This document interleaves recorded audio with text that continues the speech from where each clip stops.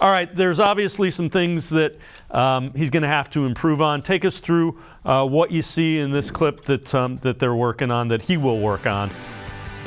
So this is the first drive, their first 3 and out last week against the Ravens. So this is second play. First play, he actually misses an RPO to Cooper. This is the second play of the game offensively. And if you look at the bottom of the screen, you have Njoku and Bryant. They're going to run a high-low. And if you, right when at the bottom of the screen, you're going to see Bryant sit right there and he's wide open. And when you stop the film, he's looking right at Bryant. And those are things that just come from reps. So he's going to feel more comfortable with the depth of Bryant, where he's going to be, where Njoku's going to be. So as he reads that, the guy, a very easy read. The flat defender sits on Njoku. He's got to throw it right past his ear, right to Bryant in that window. And those are things he's getting better at, but he's not quite there. The good thing you like to see is he scrambles. There's an opportunity to make a big play. But those are a couple windows. So this first drive, he actually missed a couple. He missed 3 in a row and then started seeing it better and better. And again, when we talk about as he gets more and more comfortable remember, he's in Kevin Stefanski's offense for the first time as well. So that will come with being in this offense. The more that he does it, the more he will recognize it and it will become second nature to him. We saw that with his Texans offense. Yeah, and it's the verbiage coming from the, getting in and out of the huddle, all that huddle process that he hasn't done a long time. And then it's how people run their routes and the depth that people run their routes. And what are the tells when they sit down in windows? And do they understand? Are they seeing man in zone coverage like he is seeing man in zone coverage? And those all come from reps over and over and over, understanding each of your receivers, what their strengths are, what their weaknesses are.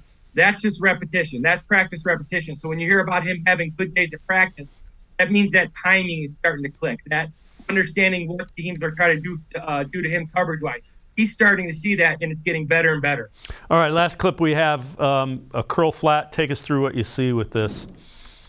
So here's another one. So you can get Felton here. He makes a really good completion to Felton. So what I like is that he's unsure, so he takes a completion. So it's going to be 2nd and 5, really, really good. If you see at the bottom of the screen, again, DPJ is going to run a curl route right where the yellow line is, and he's wide open. And that, again, is reps. So that, again, is understanding what you're seeing, the depth of routes, and where people are going to be. I would say by the end of this season, going into next year, this will be a concept they run with orbit motion, and it's a simple curl flat combination, and you get to it a bunch of different ways. But he doesn't see DPJ wide open. I think with more reps he'll get. So again, this is that first 3 and out. It's a very good throw. What you like about it is that he throws the ball, he gets a good 5 yards. So it's 2nd and 5 now, or 3rd and 5, or whatever that may be. So even though he didn't make the big play, he made a good throw and allowed his tailback to get some good yards here to make it 2nd and 5. But if you watch it, the corner widens and he should go to the second level, which with reps he will do. Any doubt in your mind that he is kind of made for this? We heard him talk earlier in the week, actually it was last week, about how comfortable he is and how he wanted to play in this system and how he understands how effective he can be in this system. Any doubt in your mind that he kind of takes back off to where he was after he gets a little bit more comfortable in Kevin Stefanski's system?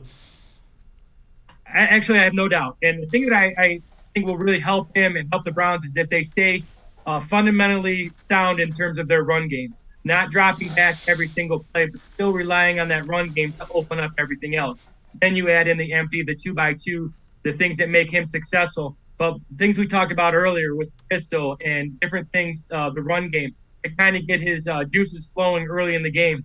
But in terms of schemes, this is a perfect scheme for him. He has a really good running back, multiple good running backs. He has a really good offensive line. The offensive line will get better and better. People always say, well, they're not running the ball. Well, everybody knows they're running the ball. You're going to get more balance, more and more balance with Watson at quarterback. So they're going to be teams aren't going to be able just to stop the run. They're going to be left people in the box. So I absolutely have no doubt with his arm and his feet and his ability to process information that this offense has a chance. You got to go out and do it. As football coaches will tell you, you have to go out and do it. But on paper, this seems like a very, very good fit for Watson.